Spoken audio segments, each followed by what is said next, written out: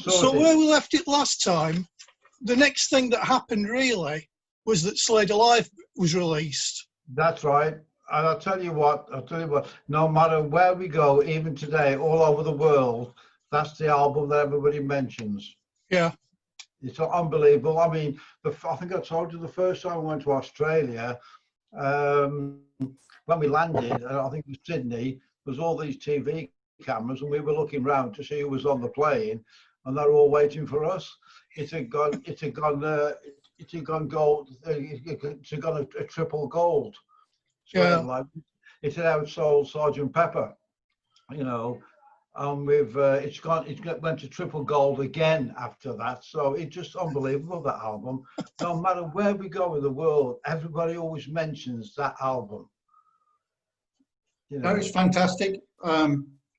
It's sort of like, I don't know, one of the iconic. You've got a couple of three iconic albums, I think, for Slade fans, but Slade Live is just absolutely just phenomenal. I mean, it was Chaz's idea, because we done Play It Loud and he wanted something that represents, more represents us. And what he did, there's a place called Come On Studios in Piccadilly. I don't know if it's still there or not. And it's like a small theatre. It's made out for live recordings, So the idea was to record 3 nights and just pick the best bits out of the 3 nights. But Slade Live is actually the 2nd night. Yeah, it was just an unusual thing to do, though, going to the Command Studios. I mean, recording in a studio as opposed to made in Japan and all the other lines. What it was, I think we had a bit more control, Chris, because it is a studio meant for that kind of thing. Although it wasn't that big a crowd, it was only a few hundred, but it was mainly just fan club people, and I've been trying to find out who this, like, you have had that guy who said he was the unknown tambourine player sort of thing, but I've been trying to find out who that was, but I mean, it's just amazing. Yes, the Jesus chap. Jesus chap. Yeah, but I mean, I don't recognise him, but I mean, that doesn't mean anything. I don't recognise. I mean, it could possibly well have been, but I don't remember him at all. But it could be anybody could say that. You got 900 people there. So anybody could say it. But I mean, I tell you what, it was like I said, the idea was to pick the best bits out of the 3 nights, but it ended up the 2nd night. Slade Live was the 2nd night.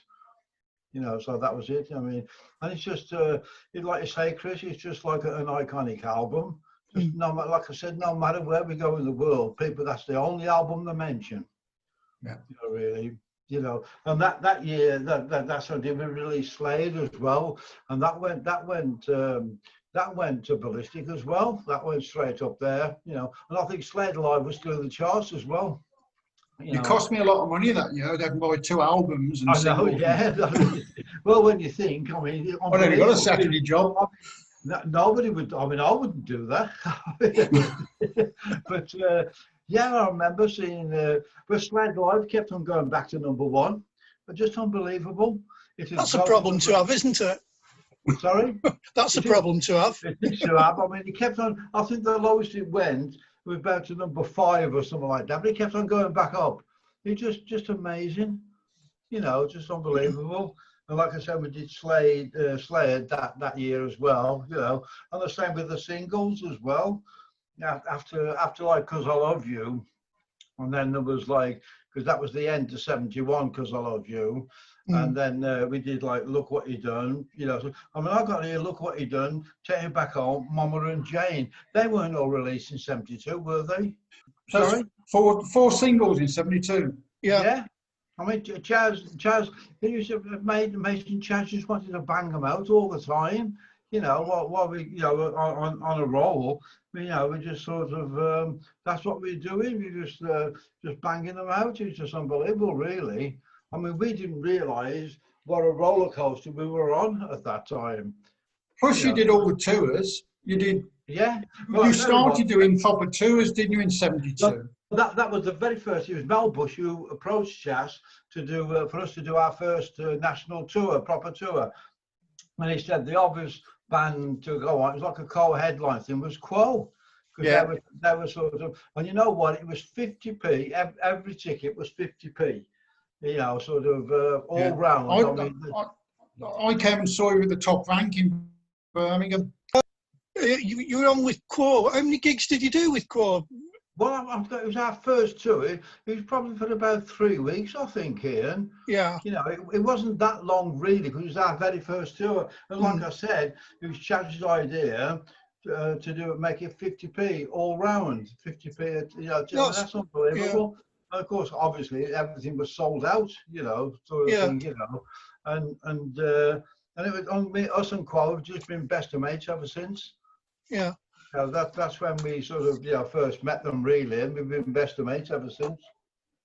So the other thing that happened around that time was you'd got "Take Me Back Home" out as a single, Yeah.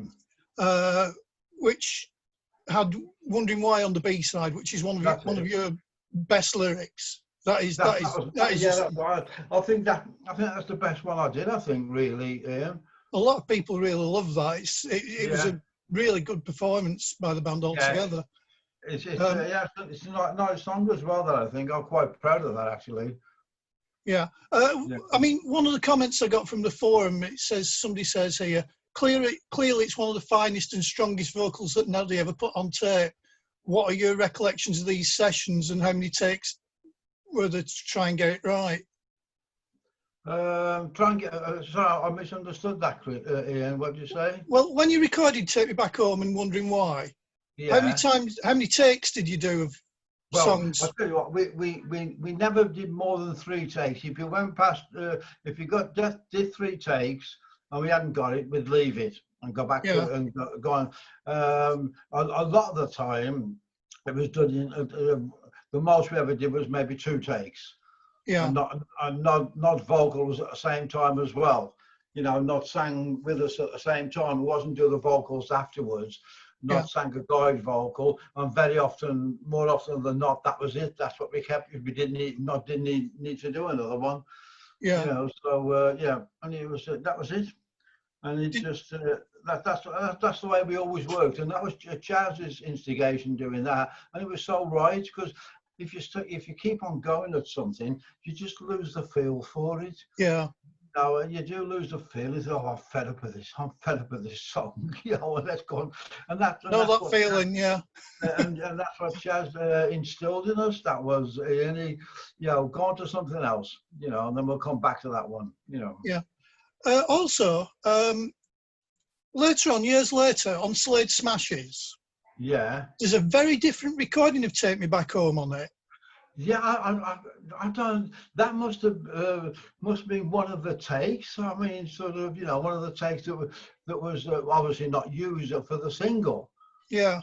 You know, so I mean, I'm amazed that it was actually kept. It's great when something like that turns up, but it shouldn't have turned up on Slade Smashes, should it? It's amazing. I never realised that at the time, but we kept everything. We did keep everything. Yeah. You know, we never wiped it and went, we just did another take. And like I said, if we did more than 3, that was it. We're going to something else. But we kept all the takes. Great stuff. Speaking of other takes of things, you had an acetate of "Hear Me Calling," which you gave away back in the day. And that turned up later on. And it ended up on the Slade reissue. Oh, really? What, that particular one? What, the 10 years after Hear Me Calling? Yeah, well, your studio version of it. That's weird, that is, because it never worked. We tried to record when we recorded, but it never actually worked. I can't remember what that version was like, actually, Ian, because when we tried to record it as like not a live thing, it never actually came off. We couldn't get it. We couldn't get the atmosphere like a live thing. Yeah. So I'd like to have a listen to that again. Well, it is on the Slade CD. I'll have a on look. The reissue.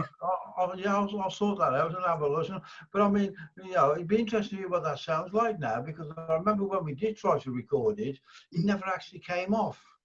Yeah, it's one of those things. Like I said, it's not working. It's great live, but for some reason we couldn't get it together. You know, like it never sounded the same when we put it down in the cold studio sort of thing. Yeah. And it's like, did you ever have a go in like a shot from My Gun in the studio? Actually, I can't remember that now, mate. I would have think possibly. Actually, I don't know now, because it's quite exciting on Slade Live. So it's great, yeah. I'm not sure. I'm not sure whether we actually did try to record it, because sometimes I get mixed up, because we around that time we were doing a lot of BBC recordings, like, and then they used to sort of book us in for 3 hours at the BBC studios, and we record 5 tracks, and they'd use one a day, sort of thing. Yeah. On whichever shows there were at the time. So I mean, we used to, like I said, we recorded. So we did that a few times on Radio 1, as it was then, you know, sort of thing. So I'm not sure where we actually recorded it, say, otherwise. I'm not really sure. I'm not really sure. And then, of course, after that, you got the two, after the next two was like Thin Lizzy and Susie Quattro. Yeah.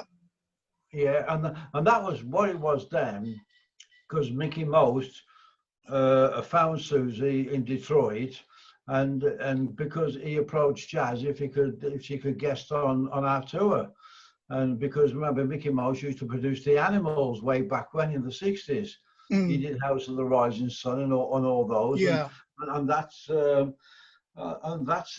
that's how Susie came to be on the tour. Yeah. One of the questions from the forum, it says here, your time was increasingly all spent busily gigging, recording, TV studios, interviews, photos, travel. Was it a pressure? We never thought about it at the time. It was just part of the thing. I mean, it was a great thing to actually have happen to us, really, being in demand in that sense of being able to sort of do radios, do interviews. We'd lock them in somewhere, somehow. You do it. I mean, it was what was going on at the time. We were on, Chrissy's back. We were on like a roller coaster then, Ian. So we were just taking everything. And one thing Chaz always did, which was great. I mean, when we, like, especially that year when we were having so many singles out, he always kept Wednesdays free, because that was when they recorded Top of the Pops. Yeah. On the Wednesdays. So on your day off, you'd go to Top of the Pops. Sorry, what was that?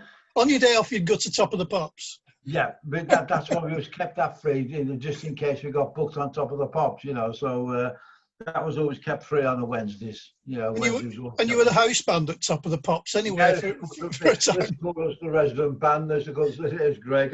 We knew everybody first name terms with all the technicians and engineers. And the thing as well, we had a great reputation because we were never late. We were always there. So a lot of the time they used to have us with the first rehearsal, which was like 10 o'clock or 10:30. And they always, because they knew very well we wouldn't be late.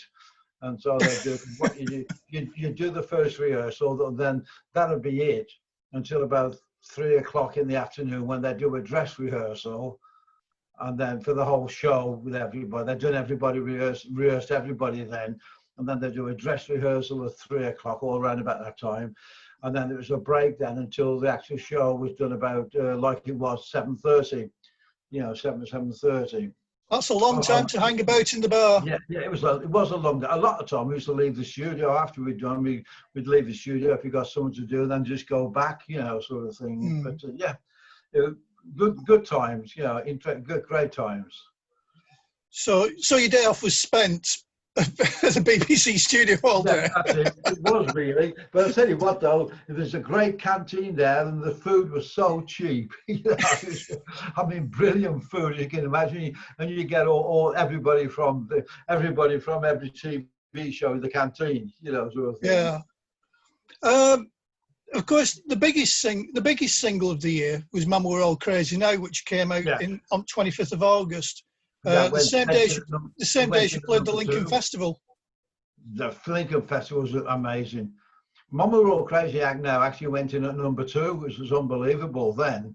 You know, on the Lincoln Festival, that was great, because I mean, we'd never done anything like that before then, and we were booked on it, and we didn't really know what kind of thing was going to happen, you know. But Chaz was great in those days about getting things sorted. He always made, you know, certain things, like especially with that particular festival, he got us the slot just as the sun was going down, so we were the first band to use the lights. You know, the fact it was great the way working things out like that then, and we just stormed it. It was just unbelievable. Sorry, it was just, you know, just unforgettable. That was just amazing. Yeah. You know, so yeah. And what was really great then, because like if you remember, I don't even remember, because the actor Stanley Baker, for some reason was one of the promoters, the co-promoter. Whether he put some dosh in, I don't know. But he was on the side of the stage watching us while we were on, and I saw him, and he introduced Stanley Baker, and he got all the 50-odd thousand people to start to do the chant like the one in Zulu, you know, sort of like stamping the feet, and he was killing himself laughing, Stanley Baker, wasn't he? We actually, and not brought him on stage just to sort of so the crowd could acknowledge him, sort of thing. But it was a real great thing that Nod did there. The other thing, the next thing we've got on the list is this album. That was Chaz's. That was Chaz's idea to do that. That's another thing. It's no matter where you go in the world, well, you turn up somewhere and you see the fist with the what? It's just unbelievable. Just unbelievable. There's another thing that just went ballistic. You know, that particular thing. You know, so you know. And you know, no matter where we used to turn up at, you know, well, wherever we were touring, people would be there with a fist. Unbelievable. Yeah. You know. I mean, Wings had the Wings sign, didn't they? They had that. Yeah, that's it. Yeah. But you had that, which That it was that's another thing. That was Chaz's idea. Yeah. That was another great thing. We never thought anything of it at the time, because, like, if you remember on the photograph, because I used to wear sticky plasters then. I played drums, and I've actually got the sticky plasters on that photograph. You know, sort of thing. But it's a hell of an album cover. I've got it on the wall over there. It's they always thought that it was Dave's body. They thought they put his head on somebody else's body. They didn't think that ain't his body. They put it on somebody else. It's funny that he's the only one who's not dressed. I mean, I don't know how that came about. You've got your vest on. I don't know what the thinking was behind that, Chris, or whether, you know, that'd be a Gareth Mankiewicz photograph. I don't know how that came about, to tell the truth, Chris. Because, like I said, people thought, well, that ain't his body. They put his head on somebody else's body. I think he's breathing in a bit. He's holding it in a bit. Is he? Oh, yeah, probably have to do the photograph pretty quick then. Yeah, but it was good. Gareth Mankiewicz was great, though. You know, he did everything. Gareth did. Around those years. Yeah, great. If you look at who else he's worked with as well, he's done the Stones. He's done Kate Bush. He's done some marvelous photos. All the early Hendrix photographs. That was Gareth. You know, and he did everybody. But that was the same year where we did the American tour with Humble Pie. Yeah, and that was a great tour. That really was. I mean, it was our kind of audience, really. Although the Americans didn't quite know what to make of us, because we were all dressed up like, you know, people, you know, stuff from the Star Wars bar, you know, sort of. And like Humble Pie with just jeans and t-shirts, or whoever was on the show as well. Jay Giles did quite a few of those shows, and the same with Peter Frampton. He just left Humble Pie and formed his own band, and he did support on some of those shows as well. We always opened the show. We had about 30 minutes to open the show, but I don't think the Yanks really knew what to make of us. I mean, sort of. A few people have said in you know, back in, you know, sort of since, sort of, we were just trying too hard, you know, and sort of, and they didn't really quite know what to make of it, sort of thing. I mean, that's what Ringo said, actually, when I did that thing with him. I did, you know, that drumming thing with him. We were just talking. He said the same thing. It's always been a big mystery why you never really cracked America like you did. He said, but when I saw you in Los Angeles, he says, I just thought you were trying too hard. You were just like ramming yourselves down the audience's throats, and they didn't want to see that. Or they didn't. But they didn't understand. They didn't understand it, did they? They didn't understand. No, sort of the nod, doing his music, doing his sort of musical thing. That's it. No, they didn't. You're so right, Chris. They didn't get that at all.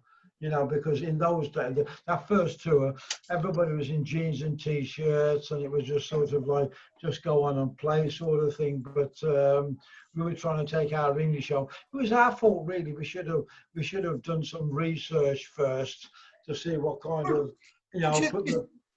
Do you think Chaz should have done it, considering what he did with Jimi Hendrix? Yeah. I mean, he knew the American audience.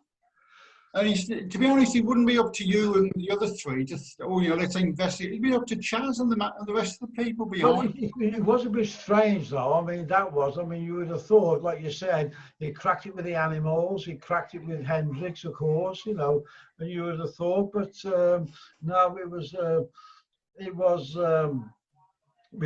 approached sort of totally wrong. Really, I think one of the things is that's always baffles me, though, is that you did what you did over here in the UK, and it was absolutely massive. Yeah. It was absolutely stratospheric. You know, biggest band since the Beatles in its way. Yeah. Why should you have had to change it for America? Well, that's it, you know. But I mean, we never did any research really. We just thought we could just take our English show over there, you know. And it was the same with Quo. When we did a few shows with Quo over there, they didn't do anything either. Yeah. Yeah, they did nothing either, you know. But it's just one of those things. I think it'll be the bane of my life for forever, you know. Everybody, you know. And like Ringo said the same thing, you know. So I just can't. It's a total mystery to everybody how you never cracked America like you should have done. But the thing you didn't have then, which a lot of bands, British bands, had later to help them, was MTV. Yeah, if MTV had been there, you know. Well, that's what happened to us when MTV started. That's when we had the first hit. Yeah. Run away, you know. So that was it. Yeah, get yourself on MTV, and they thought the castle where we did the filming for Run Away. They thought that's where we lived. They thought that was our house. That's typical America, isn't it? I've got a few questions here from the forum. I'll run through them really quickly. Okay. Do you think you were overexposed in 72 and 73? Think what, sorry? Do you think you were overexposed in 72 and 73? Yeah, I think so. I mean, yeah, I think it was. I think we just, same thing again, rammed down people's throats. But we did every TV show that was going, like Crackerjack, whatever was around, we were doing. And the top of the pops, you know. And I think, actually, Quo said that. He says, you're doing it all wrong, you know. Yeah. You know? And he says, you know, yeah, you're doing too much. You're doing too much. And we did, obviously, we just didn't agree with them. But in hindsight, they're probably right. You know, as he said, you're doing it too fast, you know. But I think you're probably right. And yeah, because I remember when we did that Australian tour with Quo, sorry, Quo and the Caravan and Lindisfarne, when we were on the tour, but our records were on. It's like every other record was a Slade record, and you could hear all the other bands saying, "Oh no, not you lot again!" Yeah, and then you know we'd done all jingles beforehand before we got there, and yeah. But it's one of those, million, you know, the $64 million question in it, you know, sort of thing. But yeah, it's the same with the States. I mean, that's the real bugbear, really. You know, it's amazing. So moving into 1973. Yeah. Of course, the biggest thing that happened in 1973 at the beginning of the year was Come On Feel the Noise coming out. Yeah. And straight in at number one. Yeah, unbelievable. You know, sort of thing. But Chaz was great at that. He always wanted. But anyway, sort of, we did Top of the Pops the week of release, and Chaz made sure that the records of Polydor have got the records in the shops. You know. Yeah. and it was actually planned that way. Yeah. Yeah. To try and do like a Beatles thing. That's what Chaz wanted, because then we were the first group since the Beatles to do that, to go to #1 the first day of release. Because I remember I still live with Mum and Dad then, like we all were, and I remember I think we hadn't just got the phone then, and then the Chaz called us up and he said, "You're sitting down." I says, "Why?" And he said, "You're at #1," and I thought he was joking. I couldn't believe it. I said, "You what?" No, honestly, I couldn't believe it when he said it, Yeah. Well, that was always a thing when you were listening to the chart rundown, when we knew you were going to be in the charts, and you weren't, and you get to #4, and you weren't there, and #3, and #2, and you're going, what the? And then all of a sudden, there you are, Slade #1. I know. Incredible. Unbelievable. Like I say, it was the first group since the Beatles to do it. Yeah. And I remember I said to John Lennon at the time, "What do you think about Slade becoming the new Beatles?" And apparently Lennon's comment was, "Who wants to be the new Beatles?"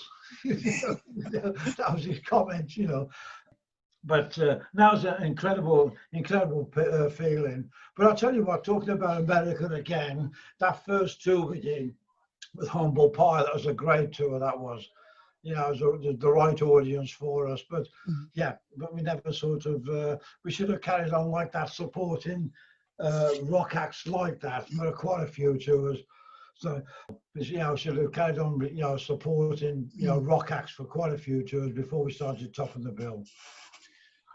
But when you went back to America and Canada in April, were you headlining then? Yeah. And that was a bit of a bad mistake, because, we weren't really that known, Ian, our records very rarely got played on radio because they were either too rowdy for AM stations or not quite hip enough for like FM stations at the time. The only time we got radio play, because a lot of the concerts in those days were co-promoted by the local radio station. Say, whichever town we were in, because they got about 3 radio stations in every town, but one of the stations, the FM station, they would co-promote the concert, and consequently they could just put it all across the airwaves, who was on, and that was, and we'd either go in for a quick chat sort of thing, and then they'll play a couple of the single at a time, or a couple of tunes off, a couple of things off the CDs or albums at a time, but otherwise we've never got really played on radio. The next thing that happened in June was you toured with the Alex Harvey Band.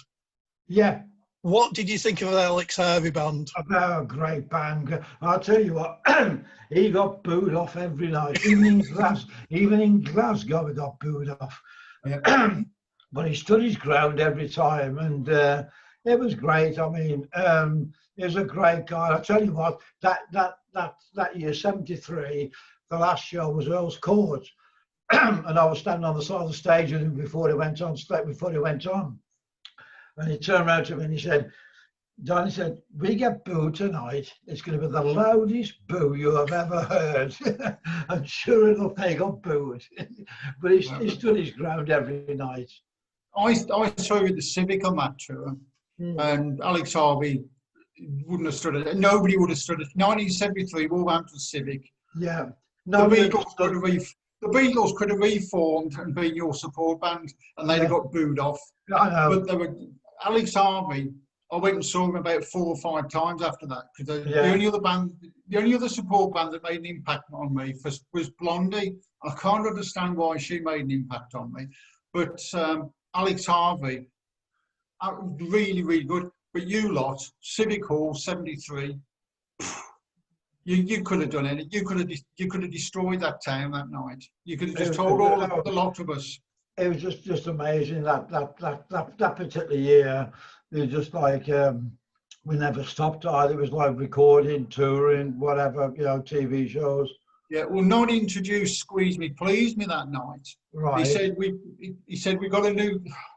This is the only bit I can remember. He said we got a new single coming out soon. Yes. Said it's called "Squeeze Me, Please Me." Yes. And we ain't gonna effing play it. Yes. It was just that one, a little seconds delay. Absolutely. I think we might have only ever played that particular single a few times. Yeah, no, Yeah. I know. Yeah, That was that night. Fantastic. Sorry? That night was when he did that announcement was just fantastic. The next day at school, we were buzzing and. Yeah, but I mean, no, it was a unbelievable year that was, and I tell you what, when after Squeeze Me Please Me, that's when I had the accident, and then the record after that was My Friend Stan, right, and we went to #2, I think, and people said we were finished. Yeah, It's amazing it is, but piano equals failure. yes.